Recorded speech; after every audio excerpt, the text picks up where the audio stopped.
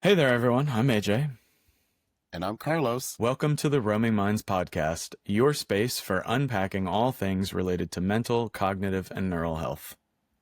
We're here to shift through the mass of information related to mental health and wellness. Think of us as your friendly guides, here to assist you in making actionable choices in your mental wellness journey. Now, please understand, we are not doctors, psychologists, or therapists. We are just humans who are curious and have a passion for all things related to mental health, sharing what we've learned for informative purposes only. Exactly. This isn't medical advice, diagnosis, or treatment. If you're dealing with something serious, please hit up your doctor or mental health professional. Don't take our word for it. Never skip out on expert help or put it off because of something we discussed here. If you need support right now, check the links in the description.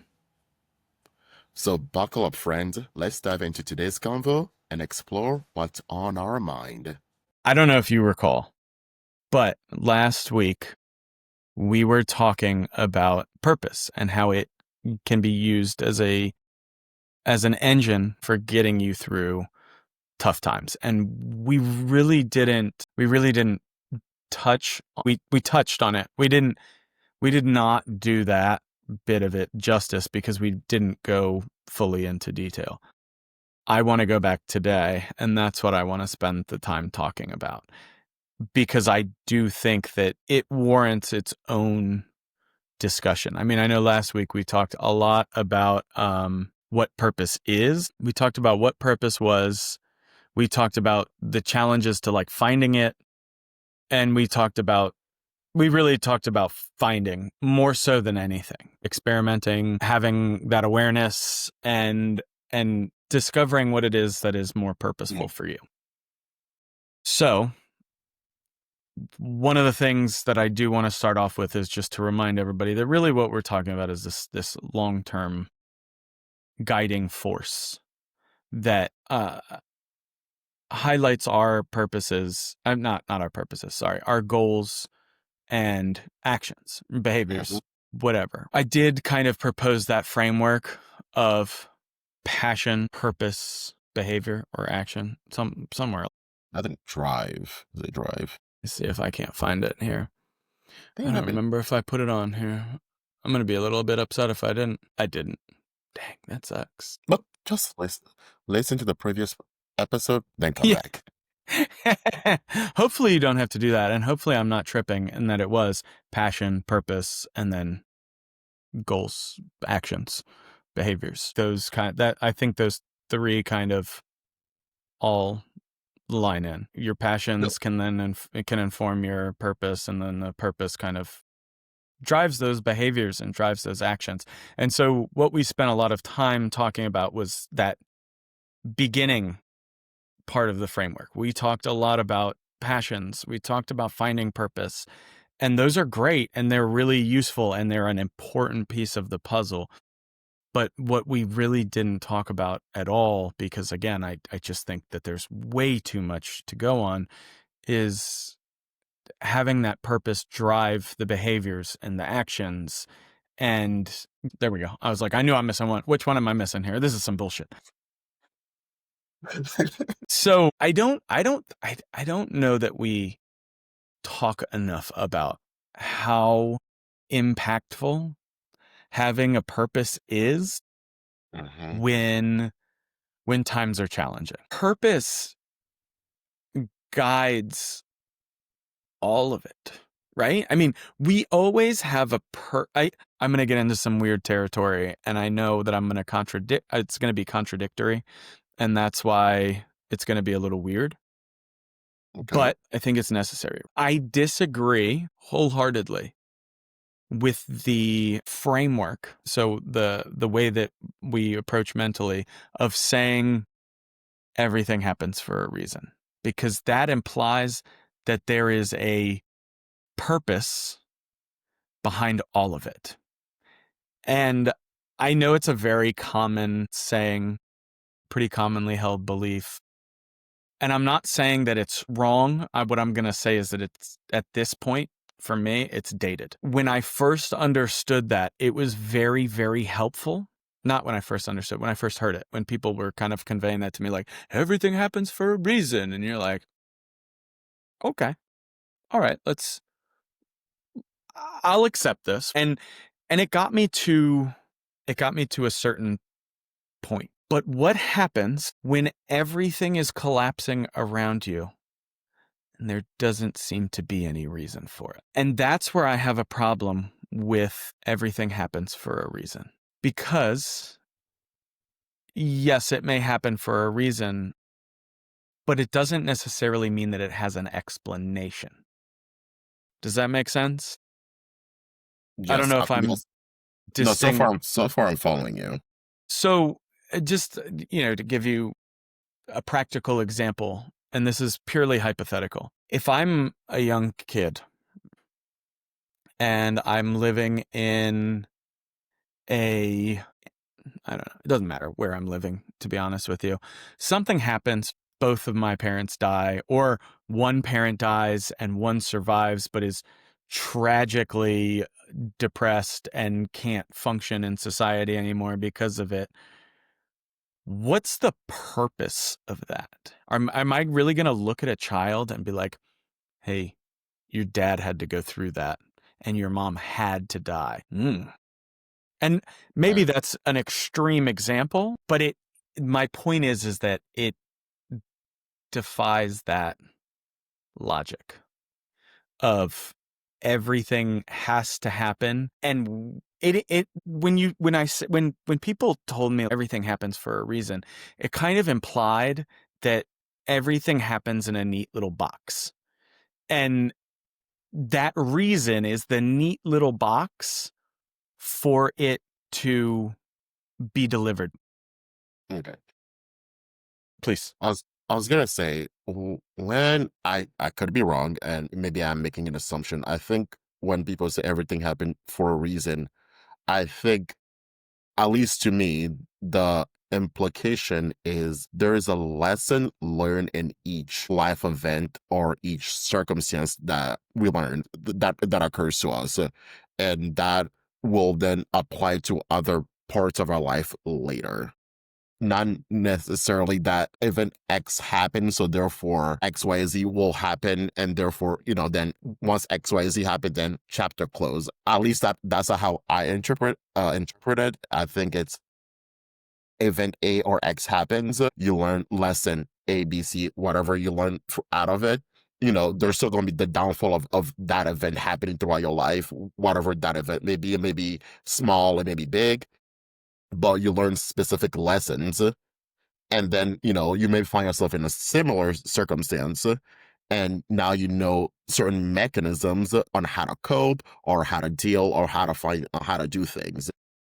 Yes. And I don't want to say that I disagree, because I think that that is a good way of looking at it, and that is a good way of approaching it. But again, I'm going to pose the question of, what if something happens just to teach you that life sucks? And that's like the worst way to word that. I'm acknowledging that. Do you know what I mean? But what if it's just meant to show you that things aren't always going to be rosy and it's going to have to suck sometime? It's going to have to be, sorry, not suck. It's going to have to be uncomfortable sometime. So, Yes, does that fit under your definition of learning lessons later on? Certainly. yeah, But at the same time, do you know how crazy you're going to go trying to figure out what the reason for it is, when literally the only yeah. reason is to show you that sometimes this is just the way things Just, are? yeah. And so that's why I say there's always been this implication behind everything happens for a reason. I I think there's a better way of viewing those happenings. The older I get, the more I have a tendency to come towards balance. And this isn't a new concept. I'm not claiming that I'm some sort of pioneer here. That's not. Maybe I'm just finally listening to the things that I was listening to when I was younger or paying attention to. But this idea of balance is very, very important. And the older that I get, the more I start to see that really the things that happen are a matter of balance. There Mm-hmm. is balance on a microscopic scale, and there are balances on worldwide scales that have to occur, right? Not because you did something wrong, not because he did something wrong, or they did something wrong, or she, not because of any of that, but because if it doesn't happen, then that balance, whatever balance it is currently attempting to achieve, is out of whack. And that specific occurrence had to happen in order for things to balance themselves out. Again, it's not saying that things don't happen for a reason. It's Yeah. not telling you that there is no life lesson. I'm not telling you not to look for a lesson in things that happen. I'm not telling you that there isn't a purpose behind everything. No, I do agree with you that sometimes shitty things happen just because shitty things will happen. Sometimes there is no lesson, there is no purpose to learn from a situation. Sometimes bad stuff or good stuff just happen for whatever reason. Like it's just a luck of the draw, and you just got dealt with that, and you just gotta take it, be like, okay, and just move on with life from there. Yes. And just to give you an idea about that, I'll give you again an extreme example. Let's say we have a completely different worldview, and there are more dictators out there than there are collaborative governments. Said dictators did something absolutely horrible in order to be able to cheat death. Well, in order for balance to be preserved, somebody's life has to go. But we don't know whose life that's going to be. It could be some random child out there that paid the price for this dictator being able to cheat death. Now, I know this is a ridiculous example. I know whatever. However, this is the principles of balance at play. The pendulum keeps swinging no matter what. And ultimately, it's got to come back to that midpoint. No pendulum exists at an extreme. It can't happen. And so this seems like a completely irrelevant tangent, but I would urge you not to see it that way, because this is what happens when life gets super chaotic and we can't make sense of it.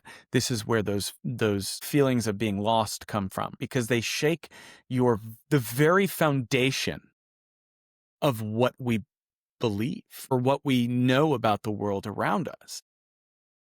And so what do you do when the entire world around you, your mental models that you've built up over the past few years, decades, multiple decades, whatever, no longer are capable of serving their purpose in that moment?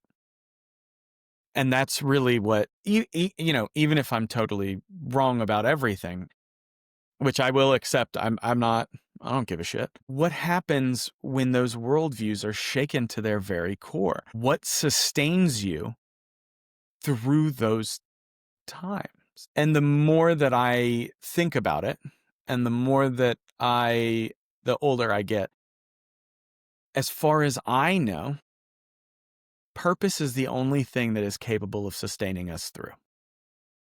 Because if I don't have a purpose, then everything that I do in this lifetime has an opposite and equal reaction. We know this from physics. This is not a new concept. This isn't a new idea. I don't think we always think about that in reference to our behavior. In that, if I take a step with my left foot, chances are I'm going to take it with my right foot too, in the interest of preserving balance. Even if I take one step forward, if I'm off balance, that next step is going to be taken just so that I can preserve that balance. And so again, we're talking about balance on a micro scale. We are talking about balance on a local scale, and we are talking about balance on a massive scale. And all of these are constantly going back and forth and up and down in order to preserve that middle line. And so our actions are important. Now, one of the biggest issues is we have no concept or awareness of what is happening on a global level dependent upon our actions. I don't know, tripping that kid in the 3rd grade did, I don't know if that's accurate. I'm just throwing out something arbitrary. What that did on a more global scale. I mean, effectively, like, we're talking about butterfly effect, and we can. I'm not arguing, and I'm not getting into the semantics of any of that. Everything that we do has implications on all of these scales, and so we are guaranteed to cause some level of chaos. It's absolutely impossible not to. Have you ever heard the term anti-fragile? No. It's a concept that was coined by, I'm trying to think of his name, and I know I'm going to butcher it horrifically. Nassim, I believe, Nassim, and I can't remember his last name. It's been a very, Keep going. I'm looking him up right now. I mean, I read this book probably 3 or 4 years ago. Nassim Nicholas Taleb. There we go. I knew it was something in there, but I also knew I didn't know it well enough to say it. The whole concept in there is that, like, you really can't predict what's going to happen in life with 100% certainty. They have, what did he call them? Black swan events. They're events that no one saw coming. They just happened out of left field, and nobody was planning for it. Even if they had tried to plan for it, it wasn't even be possible. Now with AI and things, maybe that might shift a little bit because they can run so many different simulations. Who knows? I'm not here to get into that. But this idea of those black swan events is very, very important. Was it in that book, or was that a different one? I don't fucking know. It was one of. I know that those terms are from him. I don't remember where they all. Yeah, I see Cool. what you mean. I'm just making sure that I'm covering my basis. I swear to God, I'm not going crazy. It's not like I'm quoting somebody else here at the moment. Maybe who knows? But if we can't predict everything that is going to happen, that means that we need some way of maintaining resilience through the chaos that we will inevitably create. We will create it. You can't avoid chaos and uncertainty. True. I think a lot of while you were talking, I kept thinking of this point of a lot of the things that happen are, whether it's not, I don't want to use the word natural, but there are just unintended consequences of being human on Earth. There are just certain things that are just going to happen. So it is a natural event or something that can impact you, but it's your reaction to those events or those specific things that can change the course of, going back to the purpose. It's your your reaction to those events can change where you end up. So if something happened to you and you want to wallow in the misery and you want to be like, my purpose is to, I don't use it's like a dark, nefarious purpose, then you can easily go down that path and then, create more chaos for yourself. Mm-hmm. But if you want to be like, this is happening, but find a way to positively turn that into a thing where, you can have that, I don't want to say negative reaction or that, initial reaction of being, a bad thing, but working through it to create a positive lane for yourself. Yes, and I'd be lying if I said I didn't. If I did think about it in that context, because you can have more nefarious purposes that will ultimately you can get what you want, and so if you've got that's the dangerous thing about wants and needs, right? Sometimes we can get them. Sometimes the bad ones are easier to get than the good ones. Right? Yeah, exactly, and that's never good. But just coming back to this, and you definitely talked about it in there, this idea of using purpose to get through, using it as a means of positive navigation, I think is maybe Yes, sums it up. perfectly. And that's, I mean, dude, that's big because inevitably, I mean, as I've hoped we've kind of made, I don't want to say made, we've brought to light, is that there are going to be times that are going to test you, and regular logic and basic frameworks are not going to be enough to carry us through. We see this all the time with people who give up. Obviously, giving up is relatively common, or we wouldn't have quotes about not giving up. Yeah. Because again, and I'm just going to come back to this idea of balance, you got to have balance. So if we have enough people saying, this is too hard, I'm not going to do it, we have to have somebody that's saying, no, it's okay, keep going and keep going on. But it has to balance out on such a scale that one person with enough of a voice can have an impact at saying it. Does that make sense? Hmm. If there are 4,000, 5,000 people saying something, and it doesn't have to be that, but one person is like, hey man, no, you just got to keep going. In a weird, twisted sense, somehow that balances out. Does that make sense? Yeah.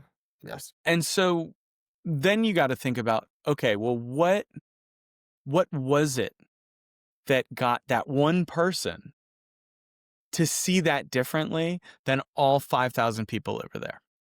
Hmm. And the only thing that I've been able to come back to that allows that to happen is purpose. And not, I want my room to be clean because it's messy, but literal worldwide, cosmic wide level purpose. And I'm not saying you have to go travel the stars kind of cosmic thing. I'm just saying on a much larger scale than just even what we're able to conceive of. And so I'm sure that that probably brings up 8 million different, oh my goodness, what? I would encourage everybody to go back and listen to our previous episode on this, because that really talks about and hammers home those different strategies for finding your purpose Yeah. and developing it over time, and understanding that your purpose is not, it's not set in stone. Once it's not like I was sitting around one day and I was like, ah man, you know what my purpose is? It's to wipe that kid's butt. That was a thought that I had in my lifetime, right? But if my purpose had only stayed at wiping this kid's butt, well, then the second that he didn't need me to wipe his butt anymore, my purpose is now gone. And so I have to evolve. Evolve, whatever. I have to evolve that mindset, I guess, is a better way of putting Mhm. that. I have to do the work through practical, I don't want to say practical, that's bad. Just through reflection questions, but they have to be useful. I don't like practical because practical makes it seem like they have to be logical or something. And sometimes the most logical questions aren't going to get us to where we want to be. But they have to be useful. Like one of the most useful questions, reflection questions, is what am I resisting right now? What am I fighting? What do I not want to be in my, I mean, you know, it's all really the Hmm. same question. If I can answer that honestly, that's pretty good. And I I, was gonna say maybe you were looking for based in reality. Like there had to be some kind of reality built around it. you mean in terms of reflection questions? Yeah. No, I don't mean that at all. Not because I think you're wrong, but I don't think they need to be rooted in reality. in the slightest. Because if I ask you, like, what am I resisting right now? Technically, that's not reality. That's entirely inside of here. Do you see what I'm saying? I see what you're saying, but I will agree. Sometimes things that are happening in here, that internal turmoil is never mind. As I'm speaking, I was gonna say so. It is based in reality, but sometimes it does. I see. I can see the point. And that's why, I mean, I'm not saying you're wrong by any No, stretch of yeah. the imagination.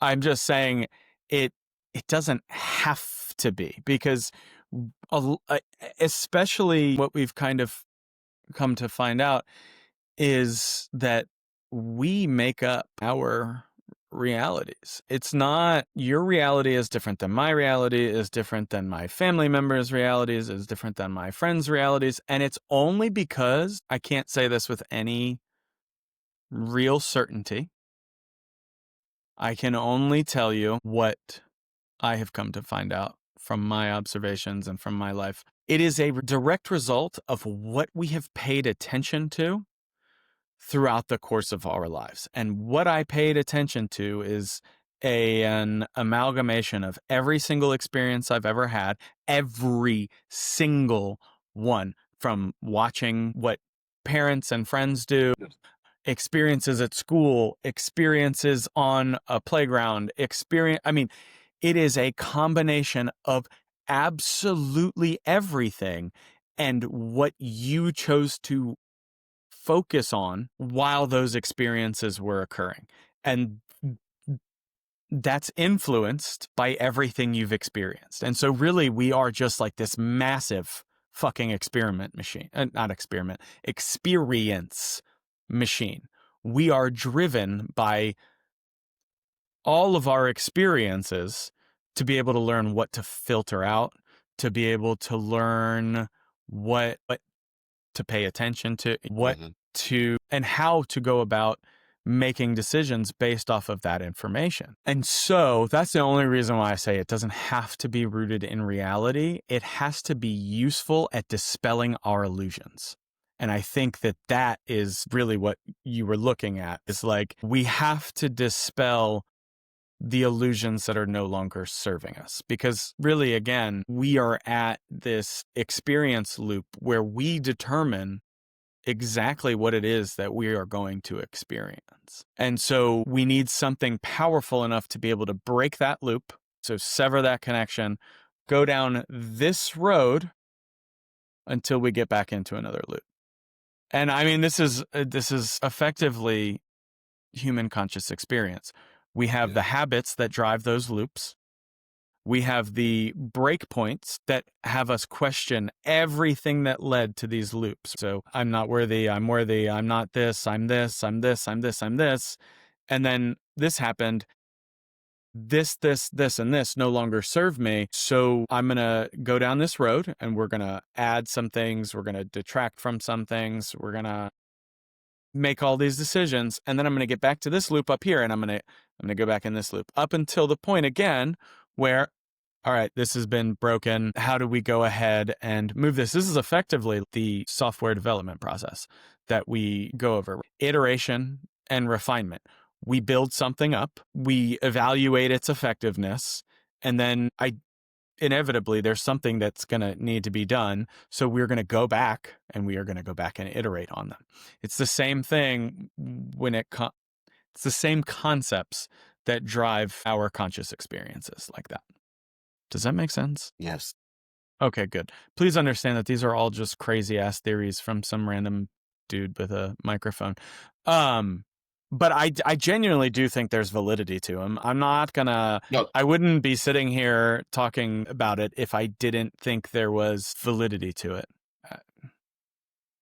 These are the kinds of thoughts that kept me out of all the really good schools. No. I lied. I didn't go to any bad schools, but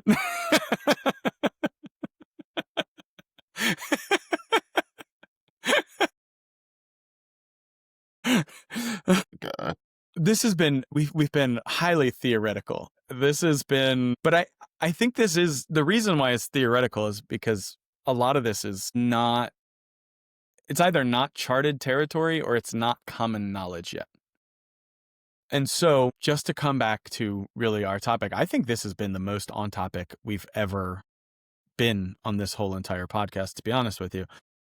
But just to come back, that purpose is what is going to get us through when the break happens and we have to go down a certain road. Yeah. Because when that habit and that cycle breaks, it is a jarring experience. And depending on who you are, you feel that different at different levels of pain and everything else. So if it doesn't feel good and it's uncomfortable, why am I going to do it? Why the am I going to sign up? Discomfort. And the answer becomes, why the am I doing it in the first place? Right? I mean, if I firmly believe that if there was a point to sticking our hand into fire to, like, I don't know, build up some sort of fire, numb those pain sensors in our hands, we would probably do it. But why don't people do it? Because it's uncomfortable and there's no point. That shit's crazy, man. I shouldn't say crazy. It's not crazy. It's just not a good idea. It's not a good feeling. It's not. Right. I mean, and also there are just certain biological instinct built in you that will literally prevent you from doing it for like a long period of time. Right. But there are human beings that have proved that biological capabilities go out the window when they have a purpose for doing so. You look at, what's his name? You look at Wim Hof. The man, I don't know what it was, a half marathon or a marathon in the Arctic, or where some incredibly cold place wearing nothing but shorts. Was it Antarctica? I forgot which one. Yeah, it was. I mean, it was somewhere along. I like I said, I don't. It was Minor details elude me, man. A really cold place where nobody should be running. Right, in shorts. And they're like, this dude should basically have 6 different levels of hypothermia, but somehow he's totally fine. So we know that we can overcome extreme challenges given that we have some sort of purpose. And so these are all very high level and these are all very extreme examples. I will never forget, man. I don't know if we've ever talked about this, but like I did the whole AA thing for a while. Yeah. And I did all 12 steps. I completely devoted myself to I don't know if I can say completely, but you know what I mean? I took the actions that people were telling me to do, I don't know, man. Completely devoted myself makes it sound like I drank the Kool-Aid. And I don't think that I drank the Kool-Aid by any stretch. I don't think anybody would agree with that statement, but, but I did the things that they were telling me to do. I went and went through all 12 steps to go try and make my life a little bit better. And I will never forget, I was sitting on a swing out back when we had a swing set. And I'm sitting there and I'm looking at this amends list, right? And I am looking at the last person that I have to call. I mean, the absolute last, being like, son of a bitch. I don't want to do that shit at all. Not at all. I have no desire to speak with this person and to be like, hey man, I really, really fucked up. What can I do to make it right? That's how much, I had so much fear and so much anxiety centering around that. Mm-hmm. And in that same breath, I had this thought that was just like, if you don't do this, you are going to go back and you are going to live the way that you used to. And that thought in and of itself was enough to get my happy ass off of that swing and dial that fucking phone number and have legitimately probably the most uncomfortable conversation I've ever had with anybody. Wow.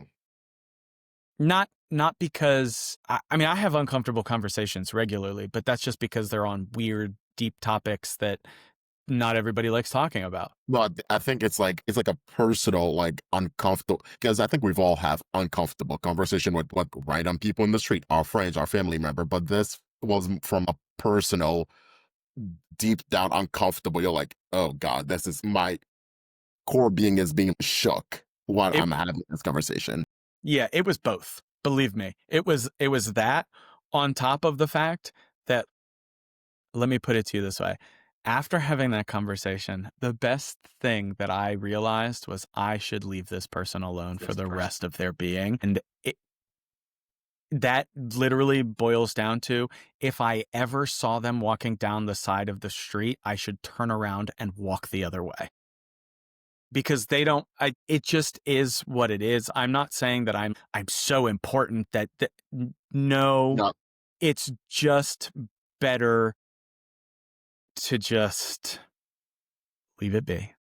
And that's okay. They were just as pissed to talk to me as I was to talk to them. Not a big deal. But the purpose of wanting something better, of not wanting to be stuck in my ways, and not in just, it was really just to get better, is what sustained me through one of the most difficult conversations I've ever had. And it wasn't long, man. I'm telling you, I don't think it lasted more than a minute, no. but it was hard. And then that's a more minor example for me, at least one from a long, long time ago, because that was, God, I had to have been almost a decade ago. Mm. Because it's definitely been over a decade, because it's been, man, I don't even know when it was that I stopped going and attending AA meetings. Not because I don't think they were effective. So I want to put that out there. It's not that they were ineffective. It's not that whatever, but it's because those frameworks, and it's really the same thing that we're talking about, those frameworks that allowed me to be there no longer served their purposes. And so life just went down a different path. Do you know, I always thought it was really, really funny, because when I went in there, this is a side tangent, but this is a good one. When we went in there, they would always be like, well, nobody ever came back. Or, those that fall off the wagon or whatever, some of them don't make it back. And you're like, yeah, that's because some of them didn't have a problem. Like, like not everybody who decides to go back out and never come back into this room dies or suffers from living with alcoholism. And to assume so, it's a bit arrogant. You're assuming that every person that stepped into this room was required to be there from the day that they walked in until the very end of their existence. And we know that frameworks can change and that people can grow. So the very notion of that is absurd. Yeah. But again, it all ties in. I will also tell you that over the past year, because I think about, well, what has been getting me through the past year, because the past year was just difficult. There were a lot of challenges that I had never faced before. There were a lot of doubts, especially with imposter syndrome and all sorts of other good stuff. And at no point in time, even through all the doubts, even through all the imposter syndrome, did I ever think, I need to quit. I need to give up. Because that purpose is so ingrained in me that it doesn't matter how hard it gets. This is what I'm going to be doing anyway. This is what I want to be doing. This is my purpose. This is my reason for being at this moment in time. It just doesn't, that purpose is so instrumental for making it through the challenges of life. Because let me assure you, there is not a single soul that gets through this life unscathed. Not you, not me, not the people that are sitting in their backyard that I can see from my window. No. Sorry, this is the downfall of living in the suburbs. So, I guess really what I want, the big thing that I want to encourage everybody to do is build those self-awareness habits that allow you to recognize when your purpose or when your manner of thinking is no longer serving you. I'll share some prompts in the description that I found super useful when those things happen. because I think that that's really important. And you can go over them with a therapist, you can go over them with a friend, you can do whatever it is suits your fancy.